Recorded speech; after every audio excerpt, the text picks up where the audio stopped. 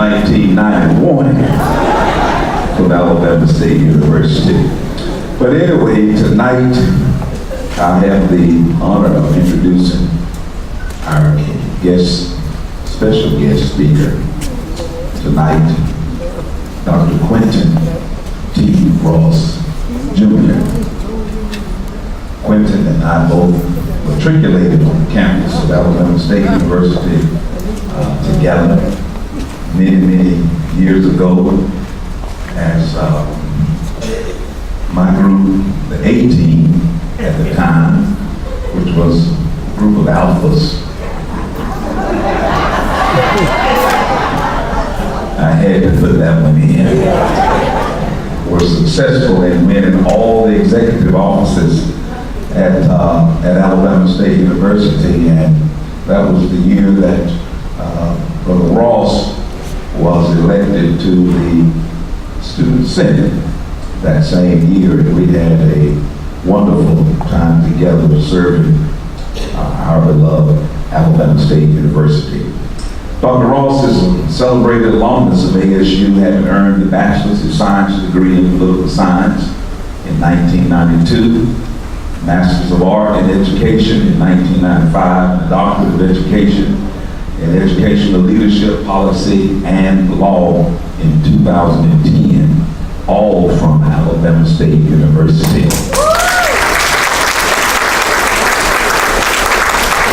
A veteran educator and administrator, Ross began his career as an instructor of English in the Montgomery public school system.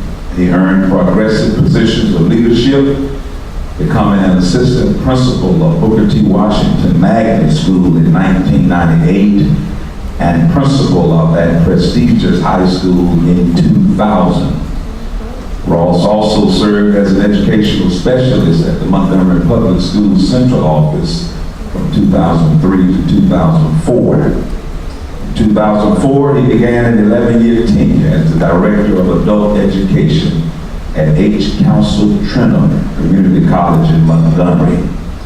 In 2015, he assumed the position of Manager of UniServe Organizing and Staff Consultant for Post-Secondary Education with the Alabama Education Association.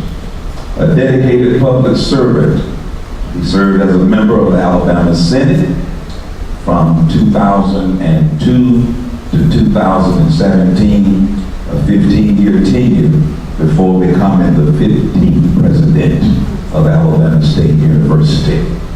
Ross has received numerous awards for his professional achievements in public service, including the Montgomery Advertiser's 2003 King Spirit Award, the 2005 Dare to Make a Difference Award, the 2005 Young Legend Award, the 2009 Alabama School Board Association's Power of One Award, the 2012 Alabama Adult Education Directors Association Champion Award, the 2016 Beloved Community Award presented by the Alabama State University Friends of the Theater, and the 2017 Business Champion Award from the Business Council of Alabama. Born in Mobile, raised in Pontiac, Michigan, has been a resident of Montgomery for a number of years, is married to J.K. Ross, and they have two sons, Quinton and Quinton Ross III. He's a member of the Hutchinson Missionary Baptist Church in Montgomery and a member of Omega Psi Phi fraternity. Ladies and gentlemen, our honored keynote speaker for this evening, the 15th president of our beloved Alabama State University, Dr. Quinton T. Ross, Jr.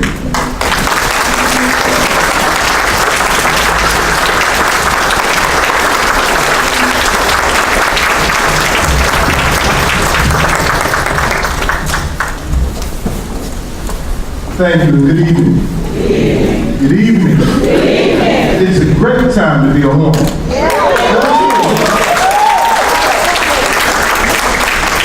Protocol having been established, and to this day, to the President Peoples, to Judge Wiggins, and to the other dignitaries and my frat brother. Let me just say what a privilege and an honor it is to be here with you this evening.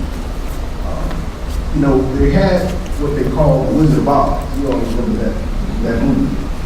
But I like the Wiz. Yeah. Diana Ross. Yeah. You know, it gets to a point where she puts her heels together and she says, there's no place like home. Yeah. In this room tonight, Alabama State University, I'm clicking my heels together because there's no place like home. And so I'm just honored and privileged to be here. And to my frat brothers and men of Omega Psi Phi Fraternity Incorporated, thank you for following directions and showing up. You know, we can be honorary sometimes, but they follow directions and they got here. But let me tell you a story about a little black boy born in 1968 in Mobile, Alabama. All right. In the Mobile Infirmary. Two parents, one from Mobile, the other from Opelika. One who had graduated in 1969 from Alabama State University, and the other graduated in 1968. They had this little baby boy. They graduated and they were teachers, and recruited as teachers to a place called Pontiac, Michigan. And there they staked their ground and became what the university wanted them to be, was master teachers. For 35 years they taught in the Pontiac school system, and this little boy would grow up, but he would always come back to Alabama. He would always know and see the camaraderie of the Alabama State University. It was in his blood, you could say. This little black boy had a father who would walk on the campus of Alabama State University, and his dad pledged Omega Psi Phi in 1966 on this campus. This little boy had a dad who was an art student and would take this little baby across the campus because they were trying to make it. He sold a picture to make sure that he was circumcised and could be brought home from the hospital through Alabama State University. His mother from Mobile, her parents were the only grandparents that this little black boy knew. And so she would make sure that they would come back from Pontiac, Michigan to go down to Mobile, up Highway 45 to a little place called Marvell. Those of you who know the area. And make sure that we would return on a regular basis. They would make sure that we came back to Alabama State University for the Turkey Day Classic. And when this little black boy grew up with all of that being deposited into his life, making those deposits into his life, it was just in him to want to go where his parents went. So when this little boy got ready to graduate from high school, and the counselors listed the places where students were going to go for college, you know it started with an A. And next to the A was Quinton Timothy Ross Jr. going to Alabama State University. And I tell that story because it's only but God that allows me to stand here today as the 15th president of the Alabama State University. And only God can orchestrate that. Now, Reverend Crumb, he and our friends, and what he told you was I was a senator. I was a freshman class senator first at Alabama State University. Only God would create it and make it where I would become one of 7 black state senators in the state of Alabama. Graduate Alabama State University. Only God can do that. And then when you talk about being president, yeah, the 18 was in place. But man, Omega, I said it wouldn't happen again. And I ran for the president of the Student Body Association at Alabama State. The first time that I was president there was as student body president at Alabama State. Only God could make that happen. And so as I stand here today, I just want to pause and thank God for giving us the opportunity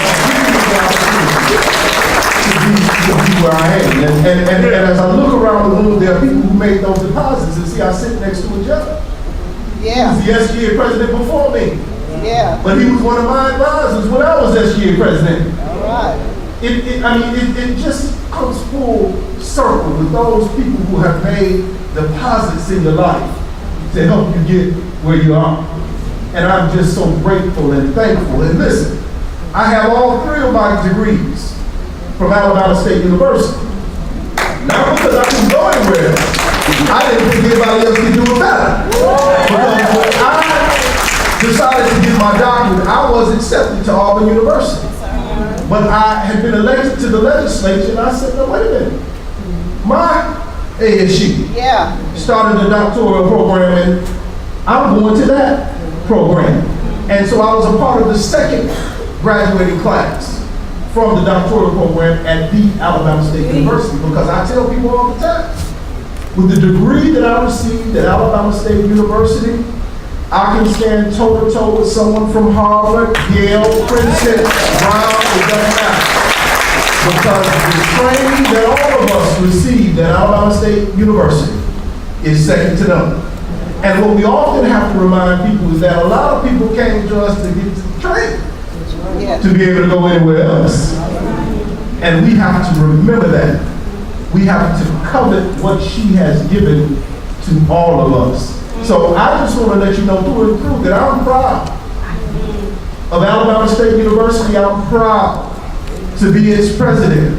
And there's nothing, no other agenda that I have but to wake up every day to leave her better than what I found. And we're going to do it, and we're going to do it together. So when you talk about where we are, where we're going, I've been on a tour with the colleges. We have 7 colleges on campus. And from the political world, we take it to the people. So rather than sitting in the office, we're taking our message to our faculty and staff. Because oftentimes they sit and wonder, well, what's going on? Where's the president? And I told them today, I said, now if you see me too much, you need to question what I'm doing, because I need to be doing some work around it. But the message to them is, and people say, oh, well, what is your vision? And I tell them that in my teaching, you have to be cautious about your vision. Because Alabama State University, 150 years, is bigger than any one individual. So it can never just be my vision. It's our vision. Collectively, as alumni and faculty and staff, we develop a vision. I tell my staff all the time, because if I'm no longer in the chair, whatever the vision is, because it's collectively put together, it doesn't matter who sits in the chair, because it's still going to move forward. And so that's what we're working on. And so people say, well, okay, well, what's going on? Well, what I'm doing now is plugging the holes in a ship. See, because a few years ago, we wanted to attack. We wanted to attack for no other reason than to stifle our growth. No other reason. And it's evident. So what I'm doing now is patching those holes. We have fiscal holes now, because you got a ship now that you're trying to move in a direction. And until you get the holes filled, you can't really move anywhere. And so when you talk about fiscal accountability, and that's why you saw, and the school, I see you out there, and your baby helped me as we worked through the HBCU finance program to refinance $138 million of our debt. It was important because, it's like being at home. When you got all that interest and you got those credit cards and they just keep coming and they keep coming. And then you find that zero interest somewhere and you want to transfer the balance. That's how we have to look at it. And so we went forward and we were successful in refinancing where we had variable rates. And at the time, when we went through that, so that was all we could get in order to move forward. So we did what we had to do at the time. But we see that there was an opportunity for us to do something different, so we decided to refinance our debt. And so rather than having a variable rate of 5.7, 5.6, and having a situation where if they called for their money in a swap, we'd have to pay $5 million right away, we closed it all down. And got one rating of 2.9% flat. That's plugging the hole. I sat in the 8th meeting, the Alabama Commission on Higher Education, for the first time as president. I knew them from the legislature. But the most heartening thing for me was to sit and watch a presentation of the trends in education, higher education, and they did the diagrams. And for me to sit and to see my ASU so prominently displayed, showing that between a 5-year period, that our enrollment had declined by 21.9%, which was the highest in the state of Alabama. I was heartened by that. I was reminded of what the government did to Alabama State University. Because to that year, you can see the decline in our enrollment. To the year they decided that they were going to come in because of this thought of fiscal impropriety, you can see the decline. It was astounding. And we were the only institution that saw that type of decline. So if you paid attention to the legislature, with my good friend, Senator Bobby Singleton. Now, I wrote a letter to both chairmen. I had the chairman, both chairmen over to Alabama State University. I wrote a letter to them and I said, I need 12.5 million. In this world, in the political world, you ask high and you just hope that they give you at least above the ground. Okay? And that was the mission.